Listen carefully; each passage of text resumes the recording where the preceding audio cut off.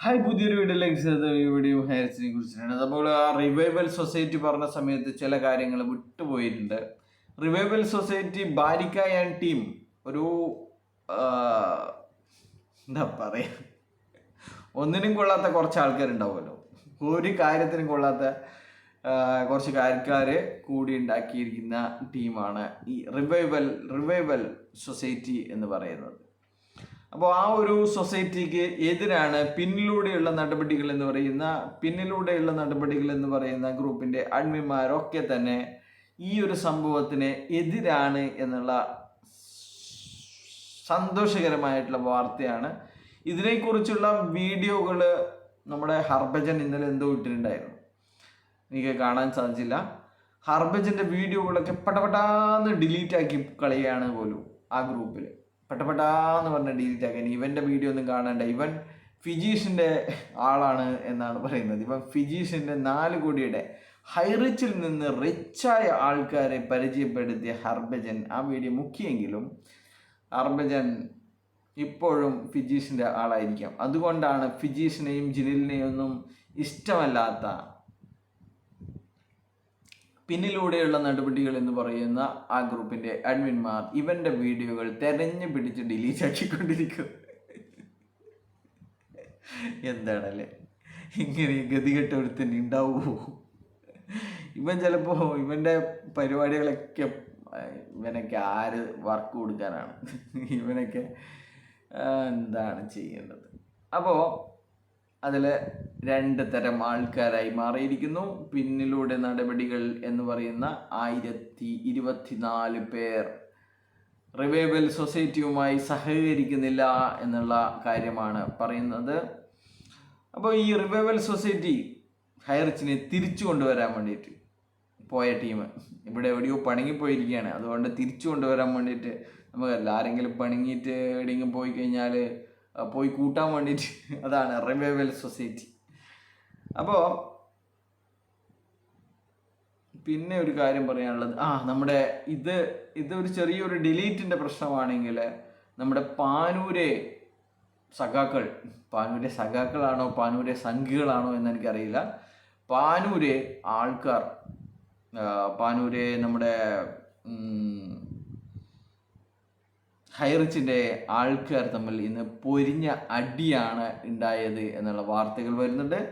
ഹൈറിച്ചിൻ്റെ ലീഡർമാർ ഇപ്പോൾ അവിടെയും സ്പ്ലിറ്റ് ആയിരിക്കുകയാണ്. ഒരുപാട് ആൾക്കാർ ദിവാ സീക്രട്ട് എന്ന് പറയുന്ന ഒരു കമ്പനി ചെയ്യുന്നു. ഇൻ്റർനാഷണൽ കമ്പനിയാണത്രേ. അതിൻ്റെ ആസ്ട്രേലിയയിലെ സിഡ്നിയാണത്രേ ഇതിൻ്റെ ഹെഡ് ക്വാർട്ടേഴ്സ്. അപ്പോൾ ഒരുപാട് ആൾക്കാർ ദിവാ സീക്രട്ട് അങ്ങനെ എന്താണ് തോന്നുന്നു, ദിവാ സീക്രട്ട് എന്ന് പറയുന്ന കമ്പനിയാണ് ചെയ്യുന്നത്. അതിന് ഒരുപാട് പ്രൊഡക്റ്റുകളുണ്ട് എന്നാണ് പറയുന്നത്. നല്ല ക്വാളിറ്റിയുള്ള പ്രൊഡക്റ്റാണെന്നൊക്കെയാണ് ഇവർ തള്ളി മറിക്കുന്നത്. അപ്പോൾ ഒരുപാട് ആൾക്കാർ അങ്ങനെ ദിവാ സീക്രട്ട് ചെയ്യുന്നു. അതിൻ്റെ ഫോട്ടോയും കാര്യങ്ങളൊക്കെ ഉണ്ട്. പിന്നെ എന്തിനാണ് കണ്ടവൻ്റെ ഫോട്ടോ ഒക്കെ ഇട്ടിട്ട് നമ്മൾ ഇതാക്കുന്നത് എന്ന് വെച്ചിട്ടാണ്. അതിൻ്റെ നിരന്ന് നിന്നിട്ട് ഉളുപ്പില്ലാതെ നിരന്ന് നിൽക്കുന്ന, വിക്ടറി സൈൻ വെച്ചിട്ട് നിരന്ന് നിൽക്കുന്ന മണീച്ചെയിൻ തെണ്ടികളുടെ കഫന്തീനികളുടെ ഫോട്ടോ ഒക്കെ ഉണ്ട്. അതൊന്നും ഇടുന്നില്ല. എന്നാലും മറ്റൊരു കാര്യം എന്ന് പറയുന്നത്, അതിൽ കുറച്ച് ഭാഗം ആൾക്കാരെ സ്വിഫ്റ്റ് ഡിഫി ആ ടീമിൻ്റെ ഒപ്പം ചേർന്ന് പണ്ടേ അവരൊപ്പം ചേർന്നാണ്. പിന്നെ അവർ ഗ്രാവിറ്റി മെറ്റയാണ് അവർ ചെയ്തുകൊണ്ടിരിക്കുന്നത്, ഗ്രാവിറ്റി മെറ്റ. അപ്പോൾ കുറച്ച് പേര് ഗ്രാവിറ്റി മെറ്റ ചെയ്യുന്നു, കുറച്ച് പേര് ദിവാ സീക്രട്ട് ചെയ്യുന്നു. എന്നാൽ ഇതിലൊന്നും പെടാത്ത ഒരു കൂട്ടരുണ്ട്. ആരാണെന്നറിയോ നിങ്ങൾക്ക്? ഇതിലൊക്കെ ഹൈറിച്ചിലൊക്കെ പണം നഷ്ടപ്പെട്ട ആൾക്കാർ, ഉണ്ടാക്കിയവന്മാരാണ് പിന്നെയും ഉണ്ടാക്കാൻ വേണ്ടിയിട്ട് ഇങ്ങനെയുള്ള പുതിയ കമ്പനികളിലേക്ക് ചേരുന്നത്. എന്നാൽ പണം നഷ്ടപ്പെട്ടവർ ഇന്ന് ഇവരുടെ ഓഫീസ്, ഇവർ പാനൂർ വലിയൊരു ഓഫീസൊക്കെ റെഡിയാക്കി വെച്ചായിരുന്നു. അപ്പോഴാണ് ഹൈറിച്ച് പൂട്ടിപ്പോയത്. അപ്പോൾ ആ ഓഫീസിൽ ഇവർ ഇടയ്ക്കിടയ്ക്ക് കൂടാറുണ്ട്. അപ്പോൾ ആ ഓഫീസിൽ ഇന്ന് പൈസ കൊടുത്തവരൊക്കെ പോയി പ്രശ്നമാക്കി, ഉന്തും തള്ളുണ്ടായി, അടിയുണ്ടായി എന്നൊക്കെയാണ് പറയുന്നത്. അപ്പോൾ അടി പൊട്ടിയിരിക്കുന്നു എന്നുള്ള കാര്യങ്ങളാണ് പറയാനുള്ളത്. ഇത് ഇനി പരക്കെ പൊട്ടാൻ പോവുകയാണ്. അല്ലാതെ ഹൈറിച്ച് അന്നമ്മയാണ്, കുഞ്ഞമ്മയാണ്, നമ്മുടെ കുടുംബമാണ്, അച്ഛനാണ്, മോനാണ് എന്നൊന്നും പറഞ്ഞിട്ട് കാര്യമില്ല. ഇത് ഇതിൻ്റെ പരിസമാപ്തിയിലേക്ക് നീങ്ങിക്കൊണ്ടിരിക്കുകയാണ്. ഒരുപാട് ആൾക്കാർക്ക് ജപ്തി നോട്ടീസൊക്കെ വന്നിരിക്കുകയാണ്. അപ്പോൾ അതിൻ്റെയൊക്കെ ഉത്തരവാദിത്തം ലീഡർമാർക്കാണ്. അപ്പോൾ അങ്ങനെയുള്ള ലീഡർമാർ ഇവർക്ക് അവരുടെ സ്വത്ത് വിറ്റിട്ടാണെങ്കിലും ഇവർക്ക് കൊടുക്കേണ്ടി വരും, അല്ലെങ്കിൽ അടിച്ചിട്ട് നാട്ടിൽ നിൽക്കാൻ പറ്റാത്ത രീതിയിലുള്ള കാര്യങ്ങളും ഉണ്ടാവും. അപ്പോൾ ഇങ്ങനെയുള്ള നമ്മുടെ ഒത്തൊരുമയോടെ വെറും 55-60ഓളം FIR മാത്രമുള്ള ബാക്കി എല്ലാവരും ഇവരുടെ കമ്പനിയുടെ ഒപ്പമാണെന്നാണ് പറയുന്നത്. ഈ കാഫന്തീനികൾ നുണ പറഞ്ഞിട്ടും കളവ് പറഞ്ഞിട്ടും ഇവന്മാരെ പറ്റിക്കുകയാണ് എന്നുള്ള കാര്യങ്ങൾ അവർ അറിഞ്ഞാൽ വൈകും എന്നാല് ആ സമയത്ത് ഇവർക്കൊന്നും ചെയ്യാൻ സാധിക്കില്ല. ഇവർക്കൊരു FIR പോലും കിട്ടില്ല എന്നുള്ളതാണ്. FIR ഇടാതെ ഇവർക്ക് ക്ലെയിം പെറ്റീഷൻ ചെയ്യാൻ സാധിക്കില്ല എന്നുള്ള കാര്യങ്ങളും വരുന്നുണ്ട്. എന്തായാലും നമ്മുടെ അപ്പീലിൻ്റെ കാര്യങ്ങളും അതൊക്കെ വേഗം തീരുമാനമാവും. എന്തായാലും വെക്കേഷൻ കഴിയും. വെക്കേഷൻ മെയ് 17 വരെയോ മറ്റോ ആണ്. എന്തായാലും ജൂണിൽ മാത്രമേ വിധി ഉണ്ടാവൂ.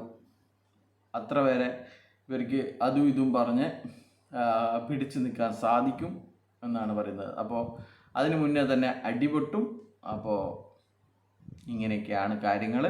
എന്തായാലും ഇത് തുടങ്ങിയതിൽ വളരെ സന്തോഷമുണ്ട്. ആൾക്കാർ അവരുടെ പണം തിരിച്ചു ചോദിക്കാൻ തുടങ്ങിയിരിക്കുന്നു. ഇനി ഒരു ലീഡർമാർക്കും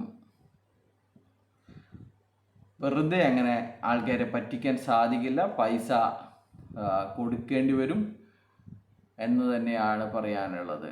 അപ്പോൾ ഇതൊക്കെയാണ് സംഭവിച്ചുകൊണ്ടിരിക്കുന്നത്.